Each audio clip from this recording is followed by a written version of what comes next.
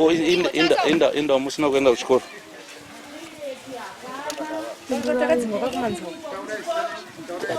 Taura. Wanaenda wasina kuenda kuchikoro. Ene zvana wasikaenda kuchikoro nenyaya kuti waidzidza kumanzo. Kubva kwatakaita kumanzo tinawo pano wana wedu. Vari kurambidzirwa kuenda kuchikoro. Hatisati tanzwisisa nezvepapa pana tanzomirirawo kuti wana waende pachikoro. Asi kuno makapiwa pekugara. Hatina takaunganidzwa pano midziyo iri yapo imwe yatota nedowa wana wakukokosora flu mosquito wachadzamara watoita malaria wese wana.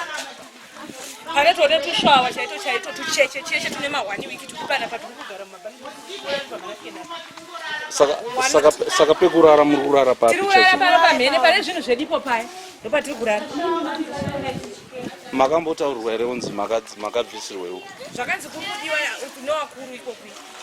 Vakuru vanani? Hatizivi. Asi vakangonzi vakuru.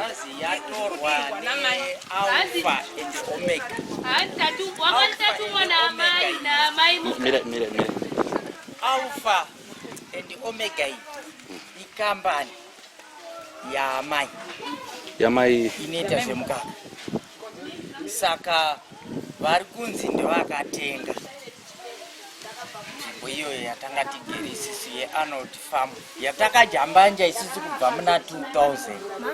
Saka iye zvino manje tiri kutosvika panguva yakaoma yekutambudzika nokuti isusu hatina kwekuenda kunomangara nokuti mapurisa vacho ndovari kuva vachitipwanyira. Asi takauya kujambanja remunda nekuda kwapurezidendi akatiendai kuminda. Saka pa 16 years dzese dzitakamirira kuti tiwane munda maofareta hasi kubuda. Chatakutongoona ndechokupwanyira nekutodisplacedwa kutakurwa tichisiwa kuno. Asi kutakurwa kwataita uku pane midziyo chete. Tine mombe, tine mbudzi, tine huku, tine zvikafu zvichiri muminda zvinyoro zvisati zvaoma. Zvese takasiya pamwe chete nevana vechikoro nevarwere vaizuva vachibudiswa mudzimba.